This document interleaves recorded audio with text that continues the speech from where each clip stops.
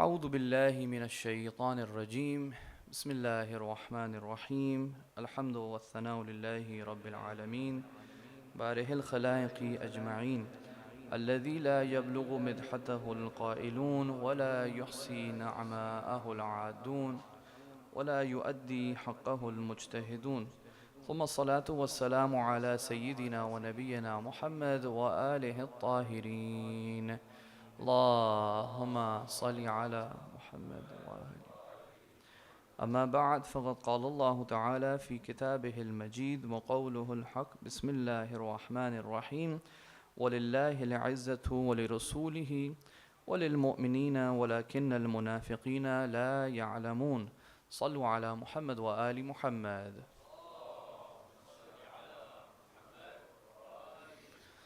Assalamu alaikum, dear brothers and sisters.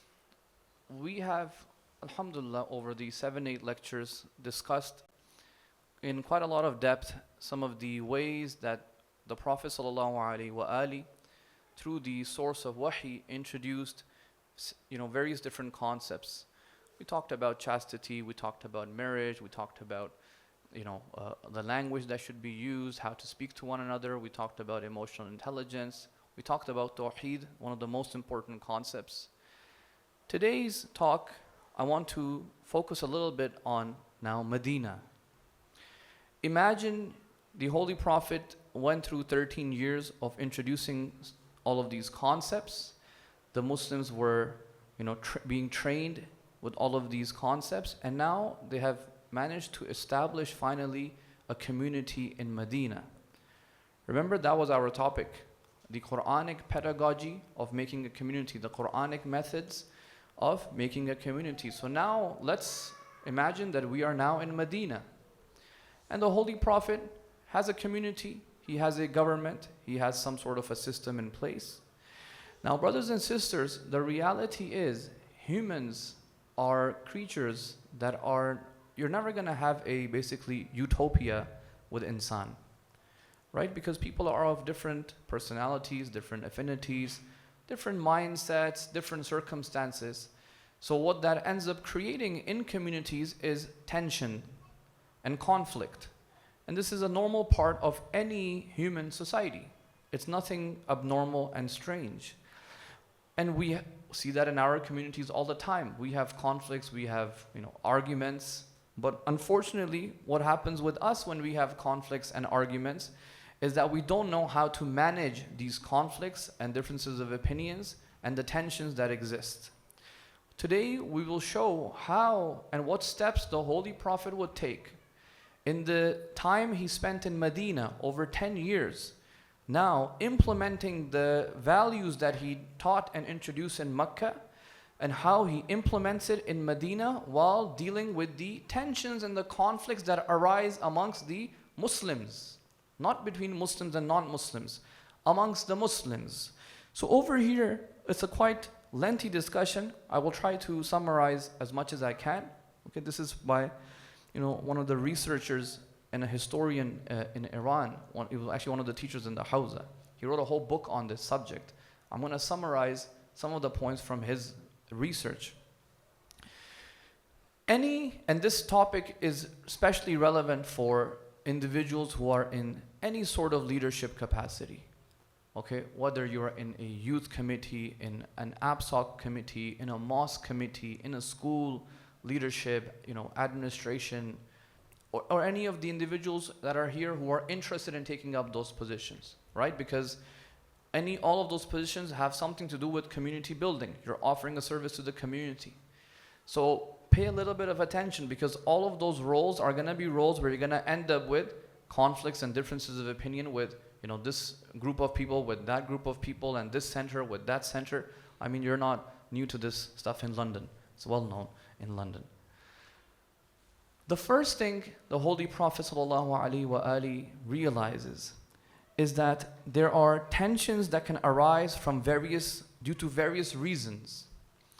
The number one thing, brothers and sisters, you should know is that geography and the different people and the tribes and the ethnicities themselves can be a reason for why tensions may arise. Remember we talked about emotional intelligence? meaning being able to see how people might react. So as somebody who is planning for a community, for a project, for an event, for long-term community building, you must be able to foresee that. In Medina, the geography was very, very different than in Mecca. And the way people lived was very different than in Mecca and Medina. So for example, in Medina, if you notice, the city was actually blocked by various mountains on the sides. And in that city, in the southern part were the Jewish tribes, and in the northern part were the Muslim tribes. And in fact, the Jewish tribes in the south had much of the business. And in the northern part, the Muslims had, or even the non-Muslims, they had farms and agriculture. So this dictated how the economy in Medina worked. This will create problems and tensions. Or when the Meccans come into Medina, they realize that the culture is very different, because in Mecca, for example, the main individual that would be working was the men, because Meccan society was built on trade. So men used to travel and go for trade and business on their business caravans, and they would go spend 3-4 months, do their business transaction, and they would come back. When the Meccans came to Medina, they saw that the women are also actually working outside in the farms. There was mobility that women were granted in Medina, and they were kind of confused about this. And that's why you see these early conflicts happening in Medina when the Muhajirin come, and they are upset. That's why you have these narrations from the second Khalifa Umar. And he says, when we came to Medina, we were not used to seeing women working in the farms. For us, they had to stay at home.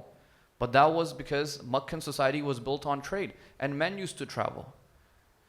And the Holy Prophet encouraged that mobility of women. That's why you had women coming to the masajid, which later on, as we know, the second Khalifa was sort of discouraged that during his caliphate. These were things that are going to create problems and tensions.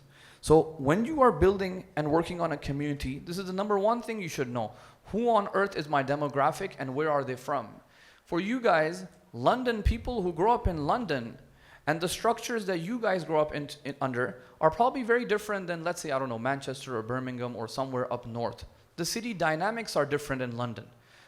As an outsider, I can tell, by the way, right? The way you guys speak, the way you guys have an attitude, the way you guys sort of behave. As an outsider, I can clearly tell that, okay, this person is probably from London, and this person is probably not from London, somewhere else in the UK. You can tell, I can tell as an outsider. Or for example, if you come to, let's say when I got married and my wife moved to Canada, Toronto, for her life was very, very slow. And you had to sit in the car to go anywhere. Over here, you guys walk out, you have 10 different chicken and chips and fish and chip shops. There's no worry about halal. Well, life is very different in Toronto. You need a car. And 5 months, you're going to be stuck at home with the snow, right? So that can create tension. Let's say that can create boredom in my relationship. My wife's like, what is this? I want a more fast-moving, environment. That's what I'm used to in England. Taking the train, catching the bus. So as somebody who has to manage this, either as a relationship or either on a community level, I have to foresee that this could create a problem. So the Holy Prophet was able to foresee this. And he was able to, implement certain rules that inshallah we will talk about. So these cultural differences were there. Also, once again, if you notice, when the people of Medina invited the Holy Prophet, you see something very interesting. They made a pledge of allegiance to the Holy Prophet 2-3 years before he moved to Medina.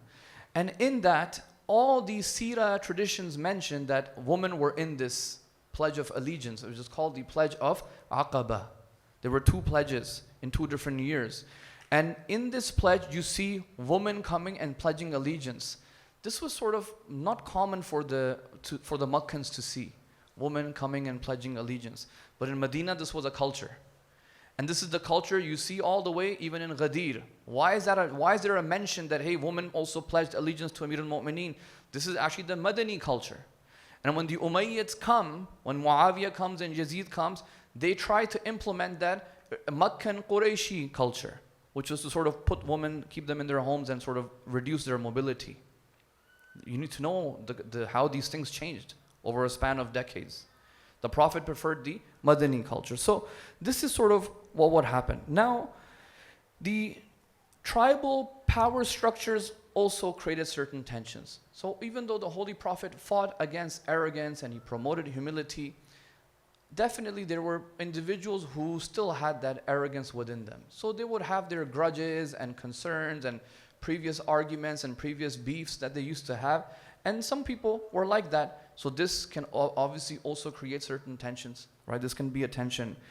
A third reason, brothers and sisters, is just simple human personality differences. As a leader, as somebody who's working in the community, trying to grow the community, you must have the common sense to know that people are different. Not everybody is the same. Somebody is, let's say, very short-tempered. Somebody gets angry very quickly. Somebody never gets angry at all, which is also sometimes not good. Sometimes you should get angry at the right things. Around the Prophet, you had all sorts of personalities. You had individuals that at every mistake that somebody would make, they will come to the Prophet and tell them, hey, Prophet, let's execute them. Usually you find that Umar ibn al-Khattab is of that nature. Always angry, always ready to, something happens, oh, let's kill him. This happened, oh, let's kill that guy. And the Prophet always would have to calm him down. Hey, not everything is about killing. And it's interesting, the Ahlul Sunnah also acknowledged this when they attacked and came to the house of Imam Ali. What did they say? He was an angry person, the second Khalifa. So it's a personality that people had. But the Prophet needs to understand this and he needs to manage this. This is the thing, you need to manage this. You need to learn how to manage this. There are people as I said, some people are excited, some people are happy, some people are sad. That's just their demeanor. They have emotions. Some people might go through different circumstances. Some person might go through a divorce. Someone might become a widow. They have ups and downs in their emotions. Imagine after the battle of Badr and Uhud, when you have shuhada, you have all of these widows. You have to manage them, their emotions, their financial situation. Where are they going to go? The leader and the person with foresight and emotional intelligence who has done the community work is not going to have too much of a hard time over here. They'll be able to facilitate, comfort for these widows much easily. Within a few days, few weeks, all these widows, they have a support system figured out for them. What do we have in our communities? We have, I don't know how many centers you guys have in London. There's one, like 6 on one street. What's that? I forgot. Willesden Green or something, right? There's like 6 centers on one street. This is a little bit, shocking for me from Toronto because we don't have that many on one street.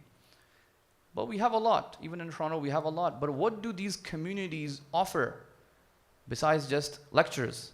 Where's the actual work? Where's the work being done? Where's the support system? Where are the schools? Where is the investment in all of those?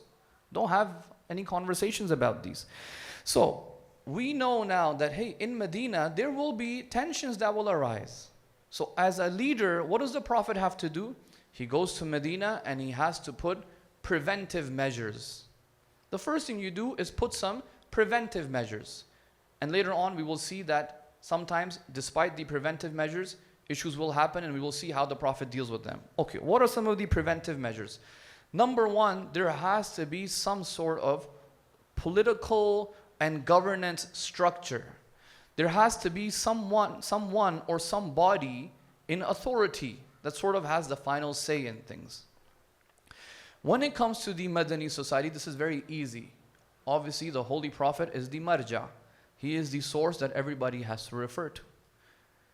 But in our communities, we also need people, individuals who are capable for us to refer to. Who do we have? You have to think about, do you have as individuals or as a family or as a community, capable, charismatic individuals with foresight and strong emotional intelligence that have done the hard work with the community? They have gone through the troubles and the ups and the downs. Because remember, the Prophet, his charisma and stuff, he didn't just buy it from people. People were impressed by him. When, Abu Talib passes away, the Prophet has to find a support for himself. And he goes to Ta'if. He could have sent anyone. He could have sent one of the companions or Imam Ali or whoever. You go and find me someone. But the Prophet himself goes. And he himself is the one who gets injured. Because at Taif, they threw stones at the Prophet and he was bleeding. And Surah Nuh was revealed because of this, to comfort the Prophet. When you see that your leaders are putting in the effort themselves and going through the trouble, what do you think the followers are going to see? They're going to see, wow, this is a leader that I want to follow. He is down here with us. He's not putting himself on a pedestal, holier than thou, and we cannot sort of relate with him. This is someone who has sacrificed his own life to gain the trust and the respect of the people. And that's why, brothers and sisters, he was such a powerful leader. So in Medina, he becomes the source and the authority. Now, look at what happens. In the Quran, there are some munafiqeen that I mentioned even in my discussion about Quranic language, that with the munafiqeen, Allah is a little bit harsh in Surah Tawbah. There are some munafiqeen that want to tell the people that, hey, you know, if you have, let's say, a non-Muslim authority, we can go to them as well. When there's tensions, right? Sometimes it happens in our communities. We have a conflict. Hey, let's just try to mediate it with one another. No, we want to go to some Zionist legal firm and we'll sort it out with them. Why do you want to go to them? Allah literally reveals an entire ayah about individuals that did this. One of the munafiqeen, he tells two of the companions when they're having a conflict, let's not go to the Prophet, let's go to the Jewish chief. And Allah sends an ayah, أَلَمْ تَرَ إِلَى الَّذِينَ يَزْعَمُونَ أَنَّهُمْ آمَنُوا بِمَا أُنزِلَ إِلَيْكَ. O Prophet, look at these people, some of these munafiqeen, who claim that they believe in you and what was revealed upon you, but وَمَا أُنزِلَ مِنْ قَبْلِكَ يُرِيدُونَ أَن يَتَحَاكَمُوا إِلَى الطَّاغُوتِ. They don't want to go to you, they want to go to people that are not an authority. This is a problem. I'm sure many of you have probably heard about these type of situations that happen in our communities. Instead of going to authorities that understand our culture and problems, we rather go to somebody who has nothing to do with us, has no interest for us. Okay, so I'm getting a lot of tension here. There's tension in the crowd that we need to move from the door and come towards a little bit on this side. Sallu ala Muhammad wa ali Muhammad. Allahumma salli ala Muhammad wa ali Muhammad.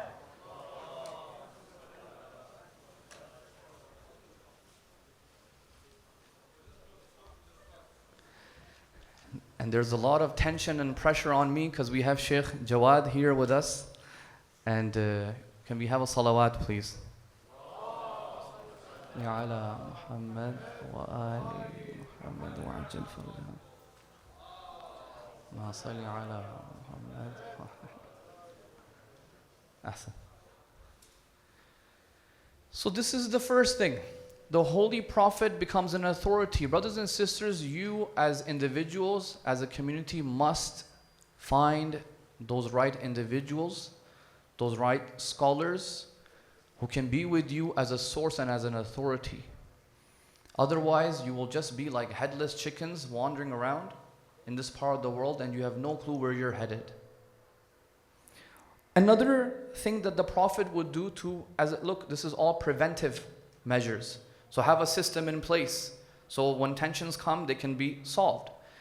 Another thing the Holy Prophet would do, something that we can all learn from, is listen to people. We have, unfortunately, a really bad habit of not listening. We don't like to listen to anyone. Look at how Allah subhanahu wa ta'ala reveals an entire ayah in the Quran saying that yes, the Prophet is somebody who listens. Because a leader needs to be accessible. He would listen so much to people that the munafiqeen once again started to make fun of him. They will say, you listen to everyone. There are people you don't need to listen to. And they started to call him names. There's even a narration I read that when the Prophet would be praying, salat, and he figured out that there is somebody waiting for him, maybe they have a request, he would speed up his salat. Because there's a mu'min or a believer and a Muslim who must have a need. So I need to go listen to him. Allah subhanahu wa ta'ala reveals an ayah in the Quran that there are people, وَمِنْهُمُ الَّذِينَ يُؤْذُونَ النَّبِيِّ. They annoy and disturb the Prophet. وَيَقُولُونَ هُوَ أُذُنٌ. He's just all ears. All he does is just listen to people. Look at what Allah says. قُلْ أذن خير لكم يؤمن بالله ويؤمن للمؤمنين ورحمة للذين آمنوا منكم. He has to listen as a leader. Basic etiquettes, basic quality of a leader. Listen to what the people have to say. You don't have to follow everything the people are saying and requesting to. You don't have to do that. But at least listen. Remember what I said with the Battle of Uhud? When the archers left the hill? What would we do? We would want them to be executed for treason. Allah says, have mercy on them and shawirhum fil amr. Hey, consult them, make them still feel they're part of your congregation, part of your community. Listen to what they have to say. Look at, brothers and sisters, look at the epitome of akhlaq and how to manage our community conflicts that the Quran is teaching and the way the Prophet did it. And just look at how we manage our conflicts. You know, I came back 2-3 years ago from Qom to Toronto. I moved back. And obviously, every community has issues and tensions. And one of the things I would kept telling my dad, I said, Father, Abu, these people in the community are trying to solve issues, but there is no recourse to anything in the Quran and the Sunnah. It's just their personal whims and vibes, like whatever they think Islam is.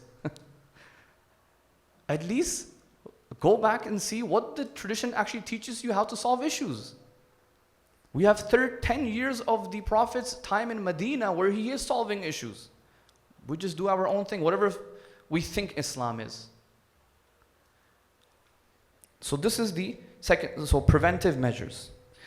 Now, a third thing that the Prophet will do is obviously try to bring people as close as possible as he can in terms of a purpose and a goal. Right? Because the wider our goals are, the more likely we will end up in conflicts. Correct? So the Prophet's goal is to try and bring people as much as he can to similar goals in life. In terms of spiritual development, doesn't mean everybody has to do the same thing. But in terms of our understanding and purpose, he has to continue working on that, as I mentioned yesterday. That there is this constant and continuous aspect of growth in your life that you must have. There's never a retirement period in Islam. Okay, there's never a retirement in Islam. Even the Prophet, Allah says, فَإِذَا فَرَغْتَ فَانْصَبْ. When you are done with your one duty, go and do the next duty. There's no retirement. So, Prophet ﷺ tries to bring people on the same page. Another thing he does as a preventive measure is that he puts a sort of barrier on extreme forms of spirituality. Right? There were people who would see the Prophet praying all night, doing ibadah, and they would want to imitate him, and they would think this is how everyone has to be. But remember what I said yesterday about growing in your rights and in your akhlaq with your family members. So the most famous case is Uthman bin Mad'un. His wife comes to the Prophet and she says that he prays all day, all night, and he fasts all day. And he thinks that he is being religious. He's trying to copy you. They say the Prophet came off the minbar without his shoes. He came out and he told Uthman off. What are you doing? This is not religiosity. This is not the deen that I'm teaching. I didn't ask you to become a hermit. So preventive measures. If the community understands this and they abide by it, there will be less tensions in the community. Tomorrow or day after tomorrow, I saw the a'mal for Ashura with some of the communities. Really, like it looks like a marathon, like this time, this time, this. It's become, unfortunately, very ritualistic. As I quoted the hadith from Imam Sadiq, brothers and sisters, don't look at the length of the ruku and the sujood, and don't look at how long the amal are. Really, this is not even the criteria. Do you even connect with the imam or not? You know, Mirza Jawad Maliki Tabrizi, one of the mystics. I'm not known for quoting the mystics, but I'll quote the mystics tonight. Because I'm feeling a lot of tension in the crowd, so we'll light up the mood.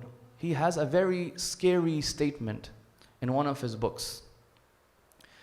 He says, on the day of Ashura, when you recite the ziyarah, and you say, "O Imam Hussein, Ya Aba Abdullah, if only I was there with you, I would have supported you and defended you."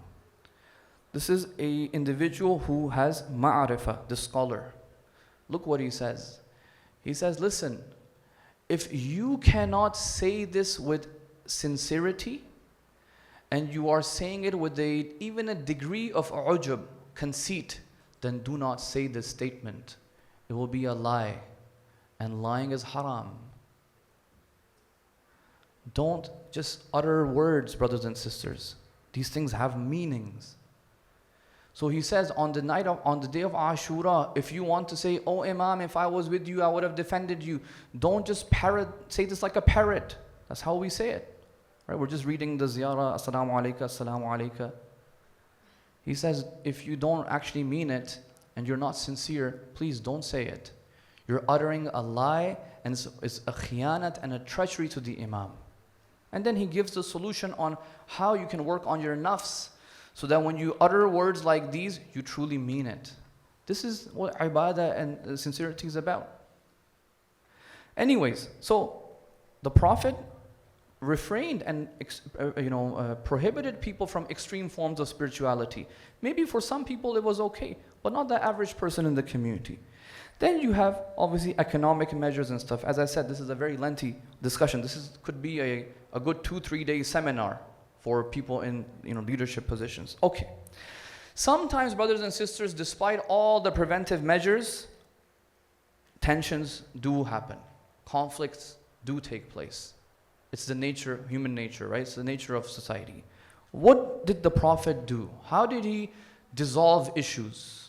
Number one thing you find him doing is that he would prevent and prohibit the provocation of tension. So let's say there's a rumor spreading or gossip spreading. The first thing he would say, stop spreading it. Stop giving more fuel to the fire. We do, brothers and sisters, the complete opposite. It is in our nature, for some reason, to do that. When a conflict is happening in the community, we want to spread it far and wide. And in fact, we want to be the first one to spread the news. You're not actually helping and growing the community over here. Remember, we talked about growth. With you spreading rumors and gossip, which you have not even confirmed, what you're doing is the exact opposite of what the entire mission of the Prophet was. The entire mission of the Prophet is growth and strengthening one another. You're doing the complete opposite of that. So the Holy Prophet, he would control the news, and where is the news report coming from and where is it going, and he would tell people to keep it controlled. This is very sort of clear. Another thing he would do is not give enemies an excuse. We have, unfortunately, many enemies, but so do the Muslims. They fought many battles and wars in Medina. But the Holy Prophet would tell the Muslims, don't give them unnecessary excuses. I'll give you an example from the Quran just to show you a very clear example. There are times where you have to make compromises. Look at this.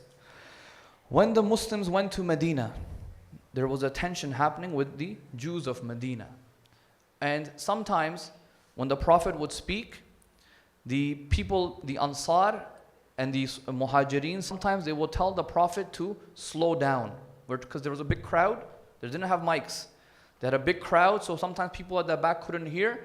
So there would be middlemen who would announce to the people at the back what the Prophet is saying. And they would say, Ra'ina. Ra'ina means, just hold up. Let us catch up. This was, brothers and sisters, a swear word in the slang of the Jewish community. It was a swear word.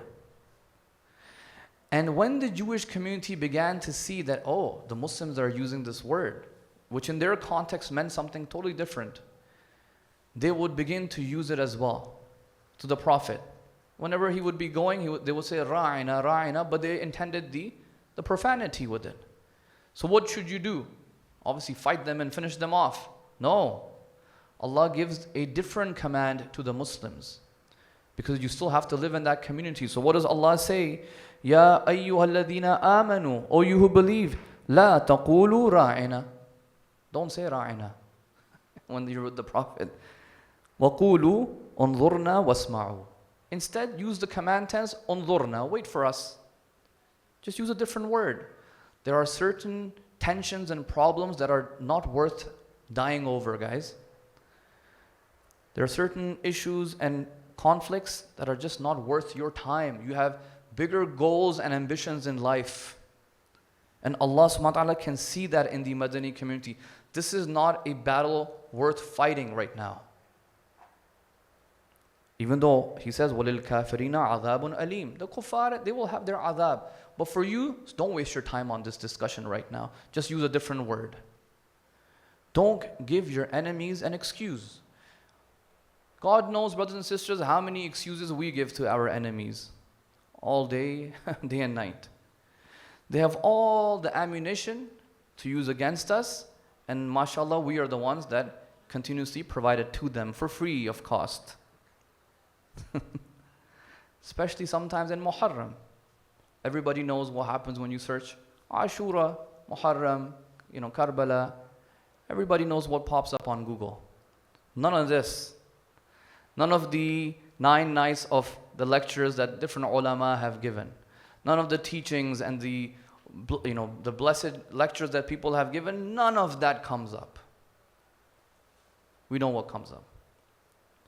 So don't give your enemies an excuse. Why are you giving your enemies an excuse? Allah literally revealed an entire ayah in the Quran telling you, don't do that. You're creating problems that are just not worth right now for us to deal with. We got so many bigger issues to deal with, and you with your mistake or blunder are going to end up dragging the entire community into a battle that is just like, what are we doing? You got us caught in an issue that our kids are getting misguided right now. You want us to deal with this issue, this petty issue? So this is what the Holy Prophet would say. And many other ayat over here as well I've mentioned. So this is how he would dissolve the issues. Sometimes, brothers and sisters, finally, you would have issues where the Holy Prophet would have to confront it. Okay, sometimes it's not a matter of dissolving it. He has to address it directly. How would he do it? The one method was obviously forgiveness and tolerance. And the best example we've already given were the archers in the Battle of Uhud. I gave that example on purpose. I said, all the mistakes that we make amongst each other are absolutely nothing compared to the mistake that the archers made. They literally, their mistake led to the death and the martyrdom and the shahada of the ashab of the Prophet. In fact, the Prophet himself was injured. And Allah subhanahu wa ta'ala says, treat them with rahmah and mercy and tolerance and forgive them and listen to what they have to say. It was a tension that happened. People lost their family members. So people want to hold somebody accountable for that. The Prophet says, I'm going to confront it myself. I will show you and demonstrate to the community how this should be handled. Sometimes he would just change the entire atmosphere. There was a time the Sahaba were coming back from an expedition, Bani Mustalaq, the expedition of Bani Mustalaq. And the Muhajirin and the Ansar, they started to fight over one of the water wells. The Muhajirin said, this is ours, and the Ansar said, this is our water well. We get to call dibs on it and we will drink water from it. So amongst the Ansar, you had some of the Munafiqeen once again. And they started to say, these Muhajirin, we are the ones who invited them and gave them homes and gave them jobs and got them into our homes. And now they think they're big and bad and they're trying to take control from us. So when we get to Medina, we will kick these Muhajirin out because the Izzah is with us. We are the honorable ones. So this tension, brothers, it's a big tension that was happening. So what does the Holy Prophet do? Look at how smart and intelligent Rasulullah was. He's like, because brothers and sisters, those days when you had to travel, it was very difficult that you had to leave at a certain time to reach at a certain destination by that time. If you missed the time, you would miss the caravan or you would get lost and you would be wandering in the desert and you might have died. So what did the Prophet do? He made the caravan move at the night time, which is a sort of sudden change of plans. So these Muhajirin and Ansar are fighting over the water. The Prophet's like, we're leaving. The flight's departing. So they have to catch up with the caravan in the middle of the night. So they're going and going and going, and the Prophet makes them so exhausted by nighttime that after Fajr, when they sleep, they wake up late and all of them have forgotten about what happened yesterday. This is called leadership, knowing how to deal with the situation. And Allah subhanahu wa ta'ala even reveals an ayah about this incident. He says, يَقُولُونَ لَإِن رَجَعْنَا إِلَى الْمَدِينَةِ لَيُخْرِجَنَّ الْأَعِزُّ مِنْهَا الْأَذَلُ. That those people, those munafiqeen who were saying that when we reach Medina, we will kick out the sort of the inferior people, the muhajirin. And then this is the ayah, Allah says, وَلِلَّهِ الْعِزَّةُ وَلِرَسُولِهِ. Allah has the izzah and His Messenger and those mu'mineen that are with Him. وَلَكِنَّ الْمُنَافِقِينَ لَا يَعْلَمُونَ. These hypocrites, they keep trying to mess things around. They don't understand. So the Prophet changed the entire atmosphere. So, brothers and sisters, these are some of these methods that the Holy Prophet would use. I have mentioned a couple other here as well: building friendship, building reconciliation, making sure there's no nepotism. When the Muslims were winning the spoils of war, his wives began to ask him for more wealth. If the Holy Prophet would have started to give his wives more wealth, people would have immediately said, this guy is corrupt. But the Holy Prophet doesn't do that. In fact, that's why the ayat are revealed, telling the wives, oh wives of the Prophet, if you want the dunya, you can leave the Prophet and Allah will give you the dunya.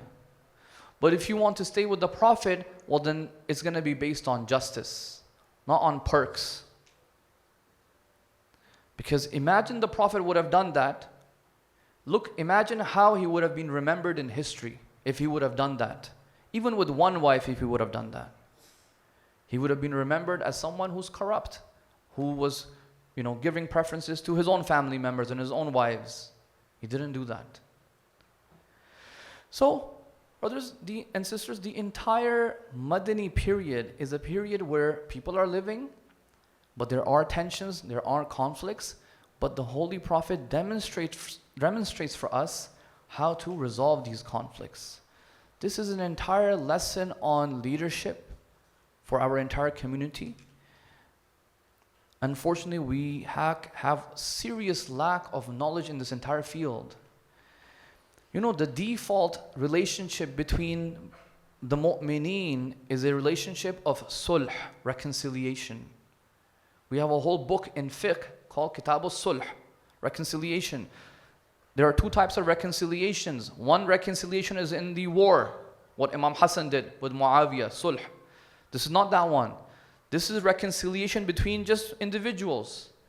When we have conflicts in our community, according to the Islamic fiqh and Islamic tradition, the default is how to bring these people together, not how to split them further apart. That's the default. And that's the entire principle and sort of, the pedagogy, the way of teaching, the way of managing, the way of understanding, the way of speaking, and the way of sort of managing and diffusing and controlling the city of Medina is by the Holy Prophet ﷺ. Brothers and sisters, when you observe this entire seerah in light of the wahi and the tradition of the Ahlul Bayt, sometimes honestly you don't need to sort of, people might say, how do I believe in the miracle of the Quran? Okay, maybe it's difficult for some. But when you observe the geniusness of the Holy Prophet and how he did this in that society in 20 odd years, if your iman doesn't increase in the Nabuwah and the Risala of the Holy Prophet, then you probably have to check yourself. And that's why some of the scholars said that the Prophet had two miracles. One was the Quran, and one was his ability to bring this society from that Jahiliyyah era to a united community. That itself was a miracle. That Allah first speaks about it in so many ayat. Jahiliyyah era, the hamiyatun Jahiliyyah, the arrogance of Jahiliyyah, the tribalism of Jahiliyyah, the shirk of Jahiliyyah, the kufr of Jahiliyyah. People doing tawaf naked around the Kaaba. Bringing that society with the struggle and the challenges and the patience and the sabr and the love and the tolerance and the kindness and the forgiveness, that's the way, brothers and sisters. And that's how you earn respect. That's how you build charisma. That's how you demonstrate your leadership. We have a lot to learn from the Holy Prophet ﷺ and his seerah and from the wahi. And if you understand this, wallahi, brothers and sisters, you will appreciate the Ahlul Bayt in a way that you do not understand right now. That's why I started my lectures on the first day by quoting Imam Hussein and saying, look what he's saying. He wants to follow the seerah of my jaddi, my grandfather. This is the seerah. This is the beautiful seerah. And that's why he fought against Yazid. That's why he did that uprising. That's why he said that these people have done أظهروا الفساد في الأرض. They have done fasad on the earth. He wasn't talking about petty fasad. Oh, they're stealing or cheating. The entire system was corrupt from the core. And he wanted to replace it with what, brothers and sisters? What did he want to replace it with? This. Inshallah, I hope that the talks that I've been giving have benefited brothers and sisters in some way. If there's any shortcomings on my side, may Allah forgive me for that. If there's any mistakes I have made, either in the ayat that I've quoted or in the interpretation of them, may Allah forgive me. But brothers and sisters, it's from a genuine heart to heart. There's a lot of work we have to do, and we really need to start thinking bigger and be a little bit more critical of the times that we are in and come up with a very serious plan for our future. 5, 10, 15, 20 years from now, where are we headed? Inshallah. Sallu ala Muhammad wa ali Muhammad.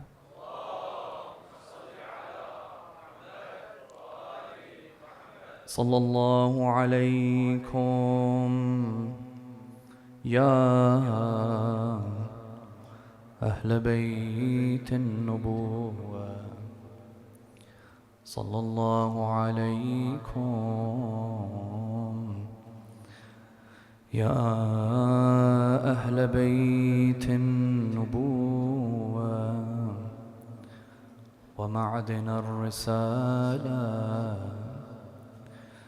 ومحبط الوحي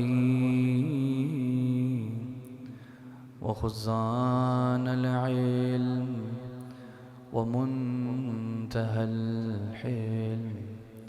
May Allah's peace and blessings be upon you, my beloved Holy Prophet and his Ahlul Bayt.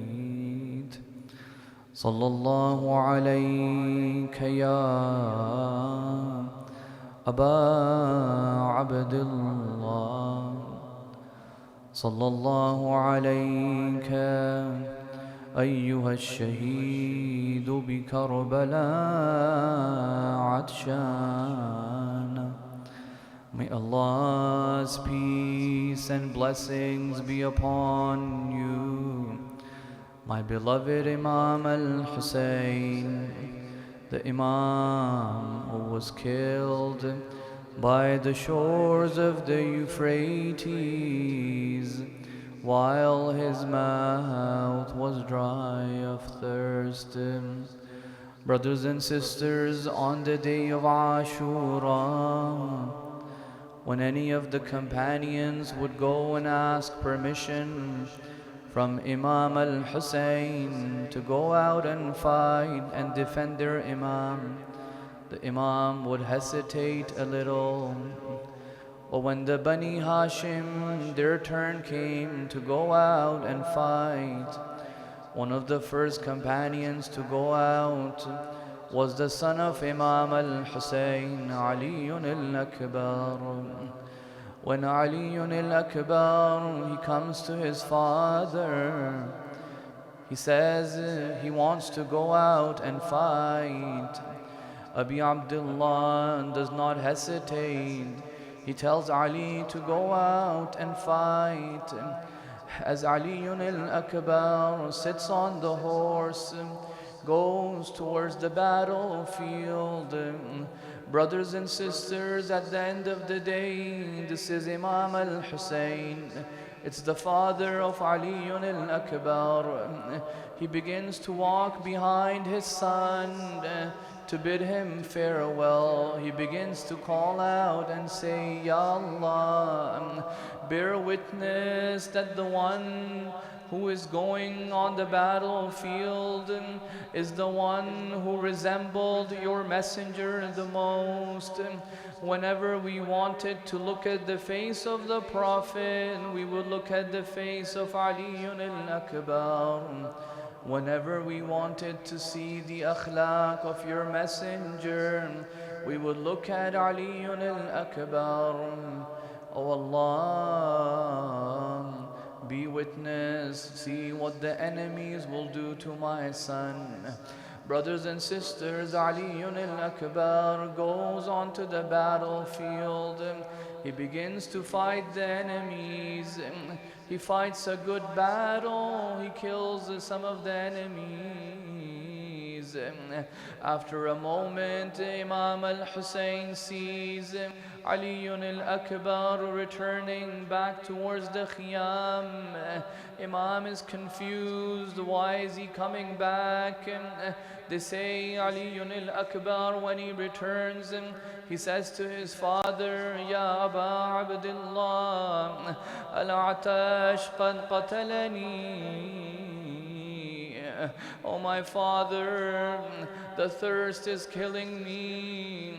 Is there even a drop of water to drink? Imagine the pain of Imam Al-Hussein, his son asking for just a drop of water to drink, but he's not able to give his son even a drop of water. Imam Al-Hussein says to Ali Al-Akbar, Ya Ali, have some patience, go and fight. In just a few moments, your grandfather Rasulullah will give you water from heaven. When Imam Al-Hussein is speaking to Ali Al-Akbar, Ali, he sees the dry lips of his father, Imam Al-Hussein.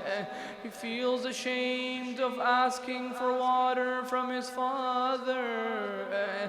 He sees that the throat and the mouth of his father are drier than his own lips. He apologizes to Imam Al-Hussein. He goes back onto the horse. He goes towards the battlefield. He begins to fight the enemies. Once again, brothers and sisters, these enemies, they would always strike from behind. They came from behind. They begin to strike Ali Al-Akbar from all the sides. They begin to shoot arrows at his body. He loses his balance off the horse as he begins to fall on the plains of Karbala. He calls out, Ya Bata, oh my father, come and help me. I don't know how Imam Al-Hussein, how he went to the body of his own son, Ali Al-Akbar. They say Zainab had to assist her brother. Imam Al-Hussein, when he gets to the body of Ali Al-Akbar, فَسَقَطَ مِنْ فَرَسِهِ, he falls off his horse. What does he see? فَقَطَّعُوهُ إِرْبًا إِرْبًا. The enemies had cut the body of Ali Al-Akbar. They had cut the body of Ali Al-Akbar in pieces. Imagine the cries of Imam Al-Hussein. He begins to weep. He carries the body of Ali Al-Akbar back towards the Khiyam. على الدنيا بعدك العفام. ألا لعنة الله على القوم الظالمين. وسيعلم الذين ظلموا أي منقلب ينقلبون. بأبي أنتم وأمي وأهلي ومالي وأولادي وأسرتي يا آل رسول الله.